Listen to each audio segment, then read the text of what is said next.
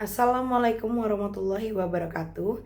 Perkenalkan, nama saya Luvita Sabrina dengan NIM F1D124021 dari kelas A Prodi Teknik Pertambangan. Pada video kali ini saya akan menjelaskan tentang pengembangan teks. Yang pertama adalah pengertian dan tujuan dari pengembangan teks. Pengembangan teks adalah proses memperluas atau memperdalam isi teks dengan menambahkan informasi, contoh, atau penjelasan untuk membuatnya lebih jelas, menarik, dan juga efektif. Kemudian tujuan dari pengembangan teks yang pertama adalah meningkatkan kesadaran pembaca tentang topik. Yang kedua, menambahkan depth atau kompleksitas informasi. Yang ketiga, membuat teks lebih menarik dan mudah dipahami. Yang keempat adalah mengembangkan ide dan gagasan. Yang kedua, ada jenis pengembangan teks. Jenis pengembangan teks terbagi menjadi 3. Yang pertama, pengembangan teks secara horizontal, yaitu menambahkan informasi baru untuk memperluas cakupan topik, seperti menambahkan contoh, statistik, atau data. Yang kedua, pengembangan teks secara vertikal, yaitu memperdalam informasi dengan menjelaskan konsep, prinsip, atau teori yang terkait dengan topik. Yang ketiga adalah pengembangan teks secara diagonal, yaitu menggabungkan pengembangan teks secara horizontal dan vertikal untuk memperluas atau memperdalam informasi secara bersamaan.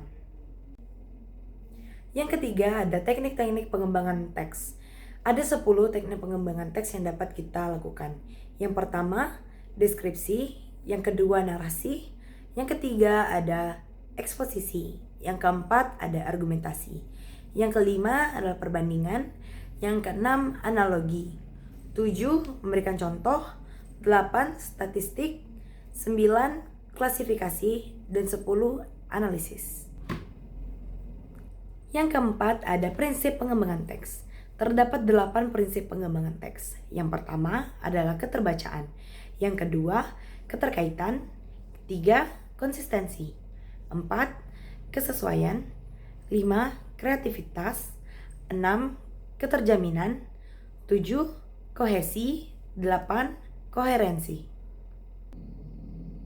Yang kelima adalah langkah-langkah pengembangan teks. Terdapat 6 langkah pengembangan teks. Yang pertama adalah tentukan tujuan dan sasaran. Yang kedua, pilihlah topik dan tema.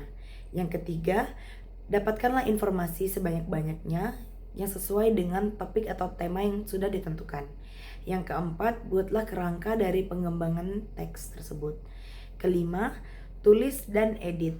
Yang keenam, uji coba dan revisi pada prinsip pengembangan teks yang ada. Yang keenam adalah contoh pengembangan teks.